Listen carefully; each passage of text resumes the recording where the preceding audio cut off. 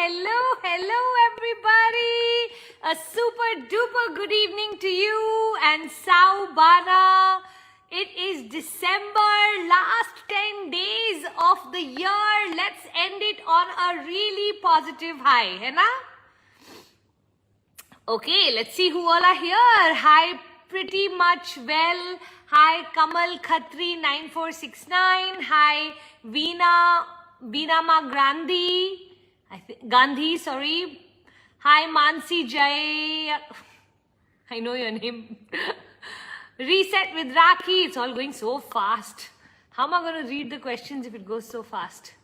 Seeing you after such a long time, Arushia saying, hi Puja, how to stay positive and keep negative people at bay, especially if you stay in the same house. You know what, a lot of times we can't avoid the negative people. So one of the things I always recommend is the water fountain therapy. You can just close your eyes, imagine yourself surrounded with a water fountain. When you are around them, their negativity won't reach you. Very important, when you are surrounded with positive people, you put the water fountain down because you want those vibrations to reach you. So every now and then, if you feel like you're going into an environment where people are not, people are slightly toxic or people can be negative, just protect yourself. That's one way of doing it. The other way is also, I feel like a lot of times we tend to dislike negative people. I think we need to shift our energy to sympathizing with negative people. Negative people are victims of their own life. For whatever reason, they are thinking that by fixing the world, they'll be able to fix their life, while anybody who knows a little bit about transformation, about evolving, will know that you have to always fix from within for your outsides to change, right? The fact that they don't know that, instead of disliking them, instead of hating them, instead of getting angry on them, see if you can start to go, you know what, poor thing, she doesn't know how to operate, or poor thing, he doesn't know how to operate. Sympathy is a far better emotion on a person like that than actually losing your own stability. Yeah? Saubana, every single one of you. Where are you? I'm in my living room.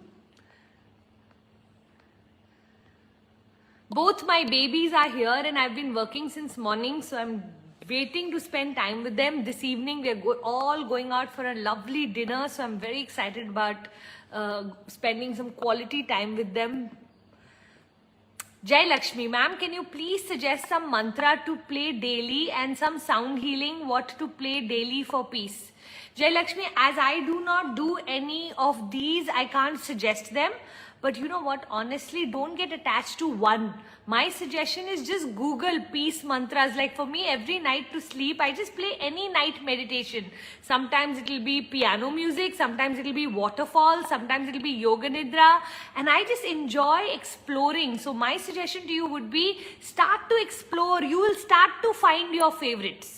You know, like for me, Karunesh music works really wonderfully when I'm doing my meditations, but it is through discovery of different music that I realized this is the one I'm most attracted to. So I'm going to recommend the same to you. I want you to, from today onwards, every day play something on Google and see, do I like it? Do I not like it? Start to maintain a diary of the things that you like. And then at some point you'll have 5, 6, 7, which will go on repeat for you whenever, whichever mood you're in, you can play that one. Saubana, hi Puja, Aarti, Kanika, Deepa, I missed your vision board session due to an exam. When is the next? Deepa, honestly, the next one is going to only happen next year, but I can give you a quick hack. If you're willing to spend 49 rupees, I do have a masterclass that I invite people for. It costs about 49 rupees. And as a bonus, one of the things you get is the vision board video. So if you're okay, just go through that hack and receive the vision board video.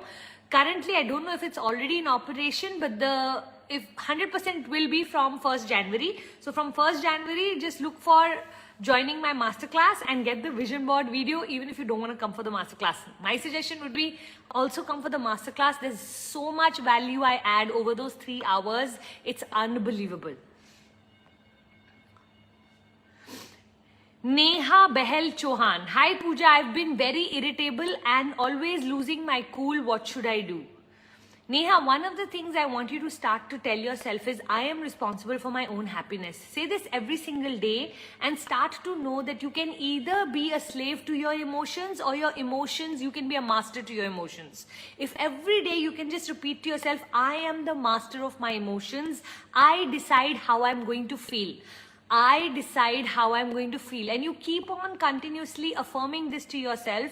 Instead of feeling it, you're going to start to control it. Okay, so I want you to move from feeling something like as if you don't have any control over it, to reaching a place where you go, you know what, my irritation is for me to manage. Feeling irritated, nothing wrong. Not being able to manage it, that's where the problem is. Okay, so a lot of times because of my PMS, because of something someone has said, because of just things that are happening around you, you can feel irritated. So feeling irritated, no problem. At that point, I just ask myself, what is triggering this?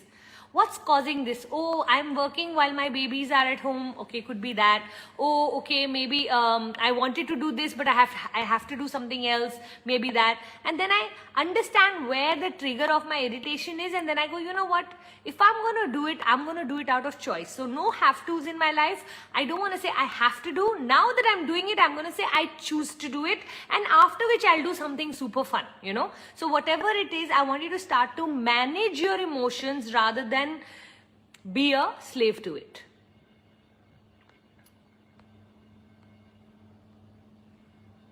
What's the water fountain? The water fountain meditation is just very simple. Just close your eyes like this, blink them. Imagine a water fountain surrounding you, okay? And then blink again and you can drop it. It is such a simple activity that people don't understand the power of it. So just blink, imagine. You just have to imagine, you don't have to do anything. You just have to imagine you're surrounded by beautiful fountain where your energies get protected. So wherever you go, people are not able to penetrate. Na nazar lagegi, na toxic vibes aayingi. The only problem is that it also keeps away the good emotions. So when you're surrounded by inspiring people, you don't want your water fountain up.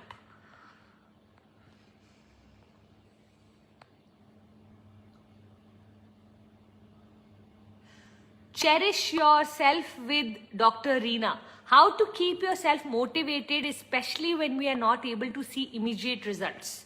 One of the ways I keep myself motivated is by creating artificial rewards. When I can't see the results, I can always create artificial rewards. For example, let's say I want to be motivated around health. So I will say for the next Monday to Friday, no sugar. Saturday, Sunday, I can eat what I like.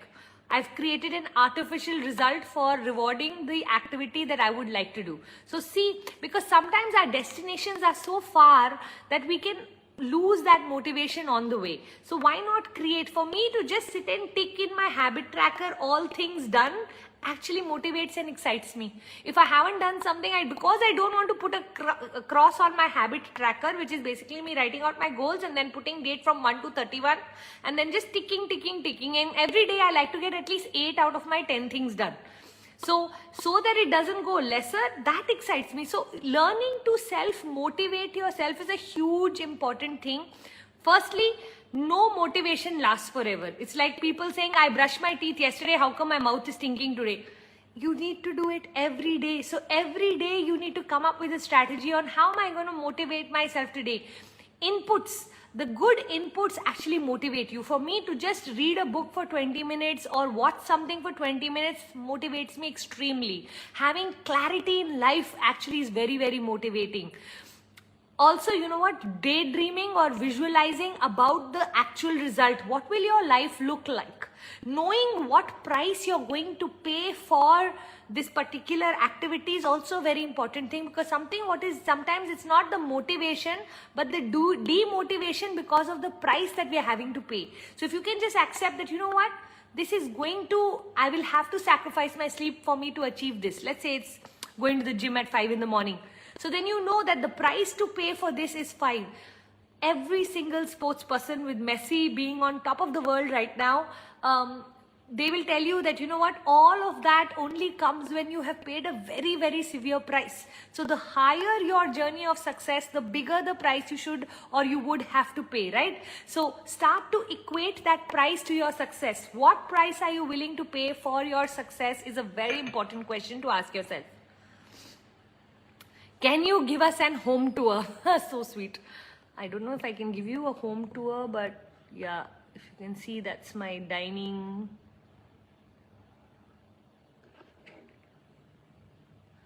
I'm just hoping I don't drop anything.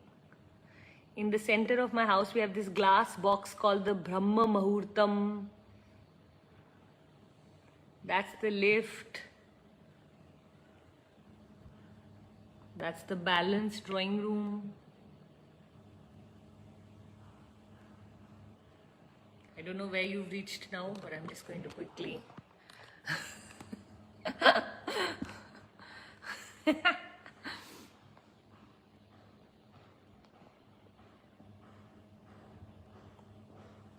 Divya the Fortuner. In the laziest of lazy days, also there are some things we have to do that is important for us, but we don't feel like doing it on the laziness. How to deal with the laziness? I'm missing a lot of important stuff. Divya, get connected to your why. All of this laziness is there because you don't know your higher why. The more you start to figure out why you do what you do, the more you get connected to your mission, your calling, your purpose, the easier it becomes to handle our laziness. Our laziness comes from the fact that we at some point go, you know what, immediate gratification is way more important than the big results. Because right now, it's just so much easier to be lazy. It's just so much easier to sit on the sofa and eat chips. It's just so much easier to binge watch something, kar lenge na, dekh lenge na, all of that. So you need to every single day put at least 20 minutes of motivational stuff that you need to play that really puts you in that space. So I have just ordered a book of David Goggins called Unfinished something. Okay, you can just Google David Goggins. He is by far one of the most disciplined people on this planet. Maybe the most disciplined person on this planet. I don't know, but definitely in the top 5 or the top 10, right? And so reading books about people who've shown extreme discipline actually starts to inspire us. So who's going to be your inspiration is a very important question. Start to find people who inspire you. Yeah. Devika wins. What is success and failure according to you? What do you do on days when you feel low? Success and failure to me are two sides of the same coin, to be very honest, because I believe that nobody gets successful without failing. Rather, the more you have failed, the more faster you will reach your success. People who are scared of failure do not understand the formula of success. You know how many things I try out in a month? Sometimes on social media, sometimes on, my master classes, sometimes in my funnel. I'm forever trying. It's basically me exploring to see, does this work? Does this work? Does this work? A lot of people will look at it and say, oh, you failed, Puja. You failed at this, you failed at it. For me, I don't use the word failure. I use the word exploring. I was exploring, it didn't work. Okay, let's try something else. Another thing in my head I feel is that a combination of many failures, because you're learning so much, your failures are teaching you so much. There is no way you could have reached that end point had you not known what doesn't work. It's as important sometimes to know what doesn't work as it is to know what does work. So people who only have success will not be able to go too far, because the minute something will go wrong, they will stop. While the truth is that if you keep doing things that don't work, you are eliminating so much of the stuff that you can remove then and then focus on really what does work. Correct? So for me, I don't know if I have any connection really to failure. When people ask me, Puja, in your life, what failures have you had? If I looked at them as failures, I could have narrated them. But for me, they were all lessons. And one of the most inspiring stories that I'd heard was of, I think, Michael Jordan, where he spoke about, I have taken, hundreds of shots and hundreds of the final shots, and 23 matches is what I've won. And for those 23 matches, I am considered the legend in basketball, or some statistics like that. I'm not exactly sure of the numbers, but it's crazy that the number of shots he's taken versus, Actually, the winning shots were so few, and yet that's what made him the superstar. So I think the more you have failed is the more faster you will succeed. What do you do on days when you feel low? Different days, different reactions. There are some days I just relax, chill, and let the emotion pass. Because I'm just feeling low, I don't know how to handle it, I don't want to handle it, and I just let it pass. There are days when I'm feeling low and I go into super drive that you know what, why should I feel low? I'm going to exercise, I'm going to cheer myself up, I'm going to go and have dinner with friends, I do something that gives me joy and I fix my low. So different days, different things. Oh, thank you for all the compliments on the house. I've paid for your coaching by mortgaging my gold. Life coach Poonam is saying that. Life coach Poonam, you know, often when people say things like this to me, I feel only eternally grateful because I sold my ring and went for the Jack Canfield course. And at that point, my only prayer to God was, God ji, I don't know whether I'll succeed as a coach, but I need to buy this ring back because what is my family going to think if I'm not able to do that? It'll be just horrible. So just make sure that I make enough money that I can buy this ring back. Uske baad everything will be bonus. So I totally understand the space you're coming from when you mortgage your gold and join any course. But in my mindset, what I think, the harder it was to pay for the course, the more you will make sure that it works for you. So because I had to fly across the 7 seas, literally 30 hours, I remember taking the cheapest flight to America, and I don't know, my layovers used to be 7, 8 hours in different cities. Because it was so hard, I was such a sincere student because my desperation to be successful was 10 times more than the person who was literally just driving from LA to Santa Barbara to study the same course, right? So for me, I feel like for each one of you here that lands up joining a teacher that you believe in, that you're able to trust me when I say this, the harder it is in the beginning. When you make it hard for yourself, God comes in and assists you. He makes it easier. When we make life easy for ourselves, God actually makes it harder.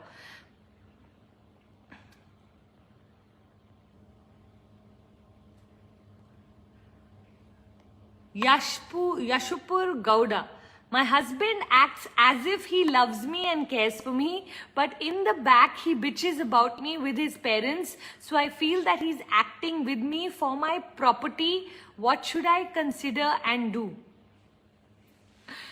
You know what, very honestly, I think when you don't have trust in a relationship, that relationship is very superficial.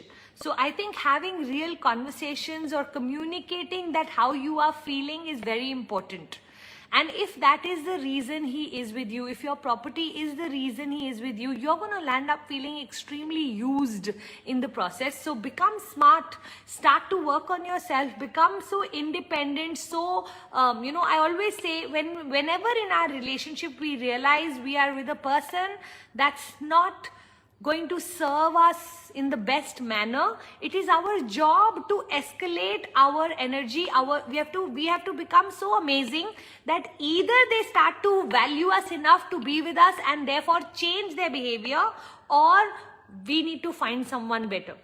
Either one of the two has to happen, but for that, for 1 or 2 years, we have to make ourselves amazing for coming for these Insta lives, by doing courses, by self-evaluation, by reading better books. You're constantly making yourself a better human being.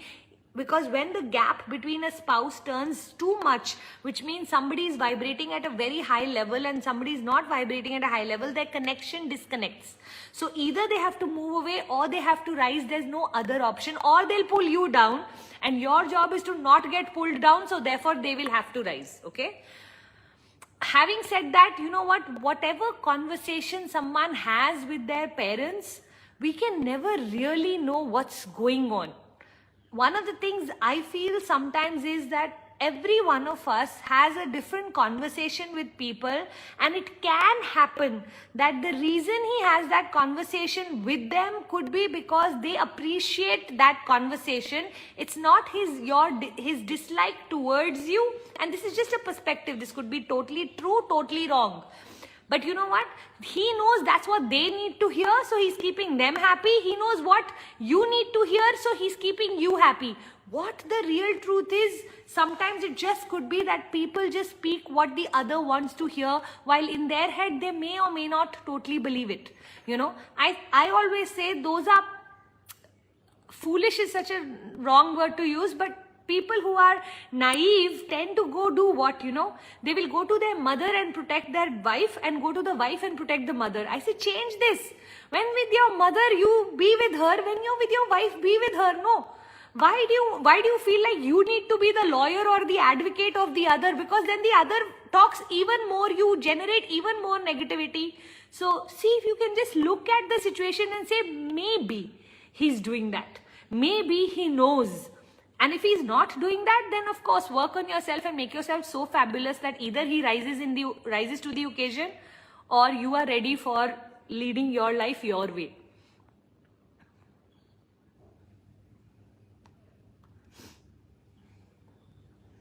I don't understand that question, Kanika. How to be mindful and not mindful? How to be mindful is just concentrate on being present, and that becomes mindful. If I'm sipping my coffee, the more I taste it, the more I can come into my current, my presence, the more mindful you become. How to not be mindful? I guess the opposite would be. Testing time is saying, please answer my question. I want to make it a point to tell all of you, you know, this morning I got a message that today I'm not going to come for your Insta live. And I like, what happened? And somebody said, you know what, I've been coming for a year, you haven't answered my question. So the only thing I could tell them is, I totally understand, please stop coming. My intent is never to disappoint you, but you know what, it's impossible. There are 220 of you in this room right now. You think it's possible for me to answer 220 questions? जो question दिखता है मैं वो answer कर देती हूँ. My personal apologies to every single one of you who is sitting hurt कि Pooja doesn't answer our question. Trust me when I say it, I don't do it purposefully. I really want to answer. Otherwise, why would I show up every Wednesday to do this? I really want to answer as many questions as I can. Sometimes, of course, the questions are so personal that it is not relevant to the whole room. And if it is not relevant to the whole room, also there's a chance I may skip the question because it's not relevant to the room. Okay? I need to answer questions that I feel that a lot of people must be in their head asking similar questions, or at least in the same genre, right? But some of you are asking questions which has no relevance. For example, if somebody asks me, you know, where did you get these cushions from? It's not relevant. Okay? It's not for everybody. So I may skip some of those questions. So make sure your questions are written in a manner that it should help the whole room. That's one. Secondly, even then, I am actually reading on the go. So I don't have time to choose questions. The 90% of the time, once I start reading only, I know by the end what the question is. True or not? So why will I skip your question? So for all of you here who are sitting upset, angry, or neglected, or ignored, or abandoned, trust me, that's not my intention. I know I'm taking a little longer, but I just want all of you to know this, that it's never out of choice that I'm ignoring someone. I have nothing personally against you. 1,000 kisses to every single one of you who comes week after week after week, even though your question is not getting answered. Thank you for your patience and thank you for coming.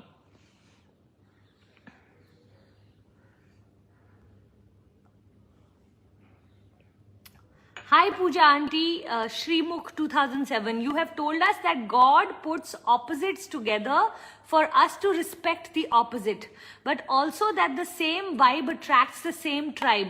How do I balance between these opposite opinions? Srimukh, great question. Firstly, one of the things you have to understand is that we live in a world of paradoxes.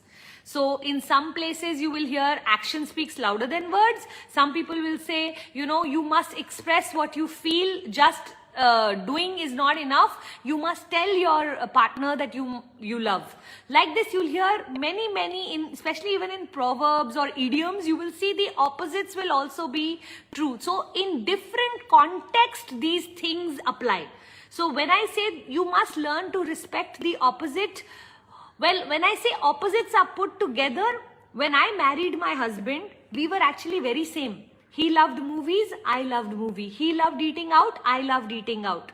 When you get married, you get into the details. He loved action movies, I loved romantic movies. He loved eating Indian, I loved eating Chinese. So whenever you will go into the detail of something, the basic value system of Puneet and mine is the same. But as people, we are completely opposites. I'm a tortoise, he's a rabbit, right? So it's different energy altogether. Like that, whenever you marry the opposite, it is that normally the base, the value system of the vibe will attract the same tribe is the base value, which we are talking about. Two people can look absolutely different and yet have the exact same values, right? They may appear from outside, one may be a complete extrovert, one may be a complete introvert, and yet when they start to speak to each other, they may feel like soulmates. So in one, the context is learning to respect the opposite. That's actually a third angle. So one angle is that once you attract, your tribe attracts your vibe attracts your tribe. That is birds of a feather flock together. That is in one context. That 10 people who tend to have similar values will hang out together. When you marry somebody who has similar values, you will start to see the difference as you keep getting closer. Then it is not general. So that is when you marry the opposite. And learning to respect the opposite is more of a context of that if all of us were supposed to be the same, then God would have created us as zebras, no? God would have created us as an animal that all ants to us look the same, true or not? Then God would have created us like that. God purposefully gave each one of us an option, a choice. So I have the choice to be vegetarian, you have the choice to be non-vegetarian, somebody has the choice to be vegan, somebody has the choice to be fishitarian. The fact that human beings have choice, what are we trying to do? We are trying to make everyone the same. If I'm a fishitarian, I start recommending fishitarian as if that's the best thing. If I am a Christian, I start recommending Christianity as if that's the best thing. If I'm I live in India, I start to advocate Indian as a country to everybody. The thing is, love what you are, but see if you can also respect what the other person is. God did not want all of us to be the same. God wanted us all to be different. And we are trying to kill that by trying to make everybody the same. So all of the three are true, but in different contexts, okay? I hope I've been able to make sense to you. The book is Never Finished by David Goggins. Thank you, Selfie. God, at any time you are so energetic, I just want to hug you. Thank you, so sweet of you. Aarti SK41. Hi ma'am, I'm Aarti from your awakening session. It's my birthday today. I need your love and blessings. Sending you loads of love and blessings, my dear Aarti. A very, very happy birthday to you, and to all of you here whose birthday it is. Super duper happy birthday. Sagarika, thanks a lot, ma'am. Just this very small conversation and I got my answer. Thank you. I love your voice so much. That's too sweet. Really, you know what? It's taken me a while to fall in love with it. So this compliment means a lot to me. Thank you for that. Okay, I'm going to go right to the bottom and see what's happening there.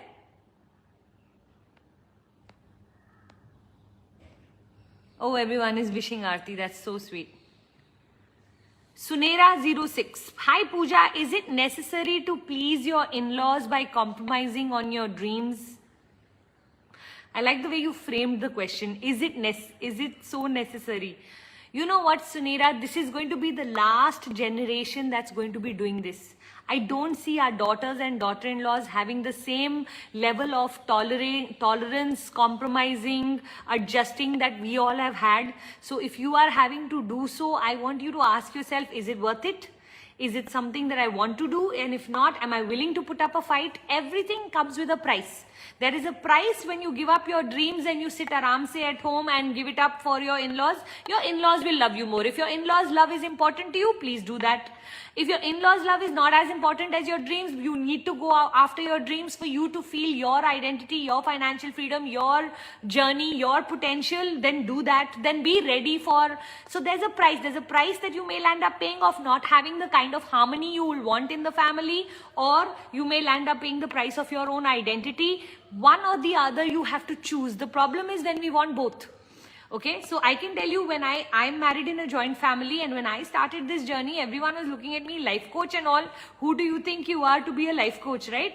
And then slowly and steadily it all changed. When you start walking the path of your dreams, the time comes that your success starts to show, and when your success starts to show, people change their mind.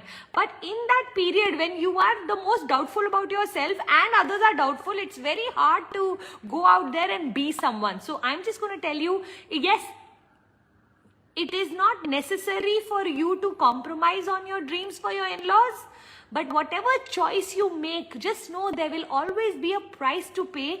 Be willing to pay the price, my Jan.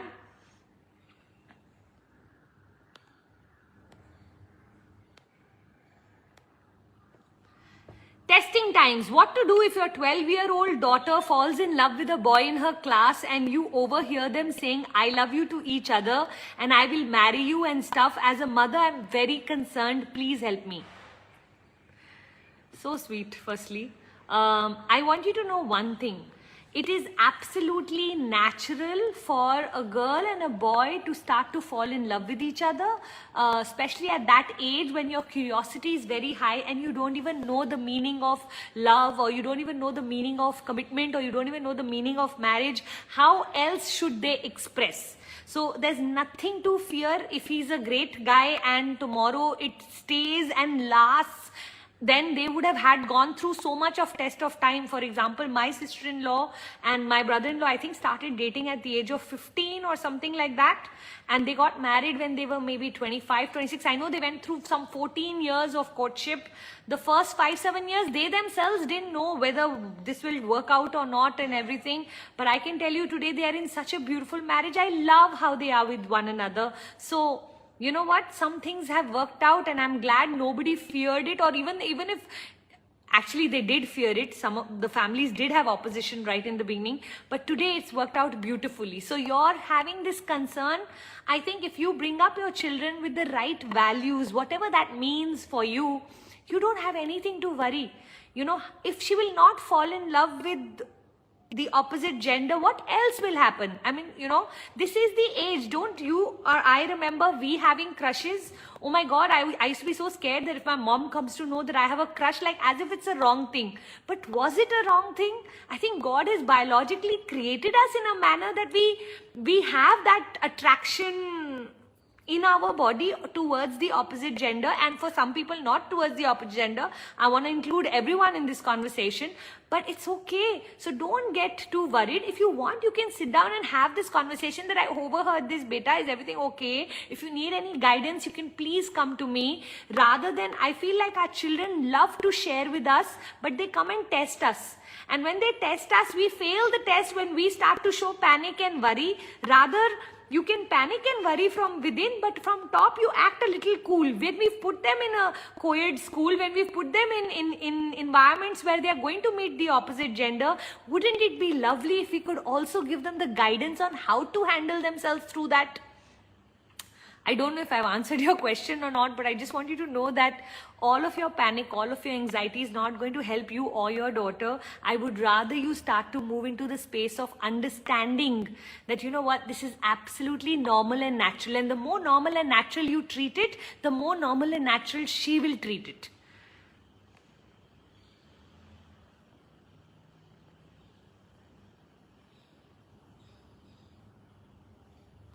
Prabha Manoj, how important is the effect of colors in our life?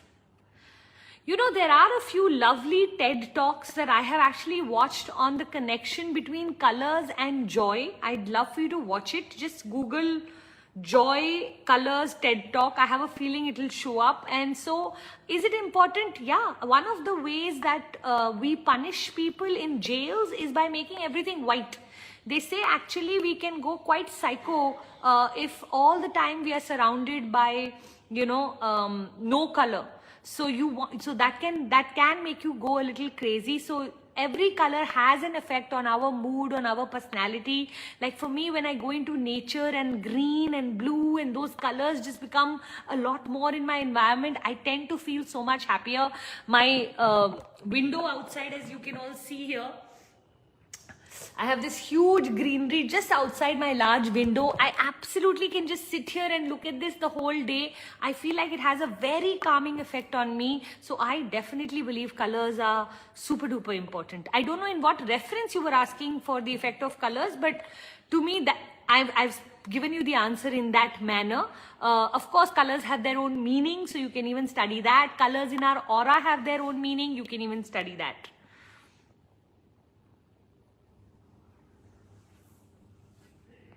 Ma'am, I have enrolled for your Success Gyan program. What will I be taught? Shifa, I have so many programs. I don't know which one you've enrolled for. I'm going to guess if it's the 49 rupees, then it's the masterclass. When you come, I'm going to show you how to become a goddess by design. If you've enrolled for coaching mastery, it will be more regarding how to become a coach. If you've enrolled for awakening, then it'll be all about awakening. So I don't know what course you've enrolled for, my sweetheart. Okay, on that note, where is the AC remote? I want to quickly get the AC remote. It's become so hot. 1 second.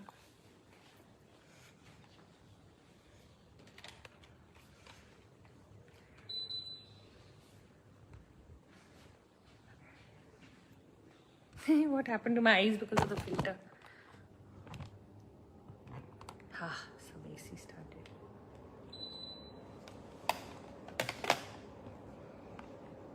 For all of you who've enrolled into the 49 rupees course, it's called Goddess by Design. Come, you will love it. It's a beautiful 3 hours we're going to spend together. Okay, let me quickly read out all the ones who are a part of the challenge. So for all of you here, you know, if you come for my Insta Live, the challenge is regularly around you taking a photo and then sharing your 1 or 2 takeaways and then tagging me, right? So Deepika, Aiva, Khattar, Jyoti Bharti, Srimukh 2007, Sparkling Souls Heals, Devika Wins, E-Cafe, Innovated Tarot Tripti, Mona Mika's Bakes, Gauri 1811, Nisa QR, Deval Bhutti, Jagannath Ranganathan, Designer Priyanka, Bhargavi Arjun, Aditi Ashish Kumar, Dr. Alifia Lakdawala, Ritu Bhardwaj 1, Aarti 41, Vivek Vasanta, Richa Bhagat, Eminent Ekta, Sai Suvita 03, Gargi Arya 2007, Coach Kakali, Karishma Kadam Official, Neha Karan 86, Ruchi Chauhan, Image by Design Consultancy, Shamanjit K, Ujwala Madhvi 15, Sneha Snekated, Life Coach Kaveri Shubham and Anita Gupta.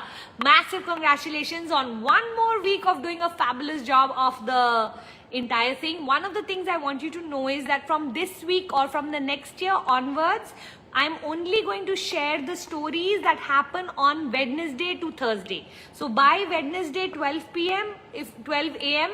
that night, if you haven't shared the story and you're sharing it the next day, you don't need to tag me. I won't be sharing it because my story is getting so filled with all of these things that all my stuff that I would like to share from next year gets diluted. So please note that you can tag me, but I may not share it if it is coming in later. So you have to share it on the same day as my Insta Live, not the next day. Just letting you all know, this is for next year, not for this year. The winners of the week. The winners of the week are Subhash Revati, Alicia Muslima, and Swati Mahesh Muddushri. If I'm not pronouncing your names right, please forgive me, but massive congratulations. We are going to ask you for your address and you are going to win my book, Unlocking the Golden Cage. On that note today, I'm going to be ending a little earlier. I have to run somewhere, but thank you so much for coming, each one of you here. Next week, I am going to be in somewhere else out of the country, so I'm going to try my best to see if I'm going to be able to do an Insta Live. If not, I will see you in the next year. A very, very happy New Year to every single one of you. I am sticking my pictures on my vision board as I'm hearing you live. That is such a good idea actually. God bless you. Happy birthday to all of you here who are celebrating something today. Thank you so much for coming. Sorry that I have to run a little early today. God bless you. Take care, all of you. Thank you. Bye. And if I don't see you in this year, see you next year. We will start with a bang. Let me see what's the date in case, because where I'm going, there may be internet issues. So I'm not promising live next Wednesday, which is the 28th. But 4th January is the next one after that. So mostly happy new year. I will see all of you on the 4th of January. Let's start with a bang. Let me put a theme for 4th of January. 4th of January, I will spend the first 15 minutes really helping you set yourself up for the whole 2023. So come in, because I will come in prepared. Bring your book and pen. Make a lot of notes. I'm going to actually take you through a process that will help you get complete clarity and deeply motivated for 2023. Okay, so let's make 2023 our best year ever. Please pause. Of course. Thank you for reminding me. With the coffee cup.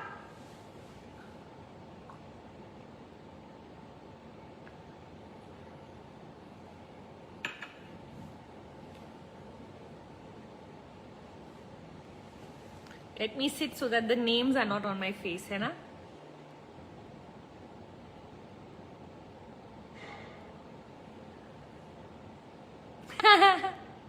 Woohoo! Yippee!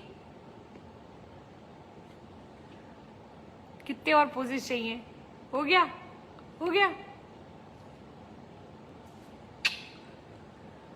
Love you all. Thank you. Bye.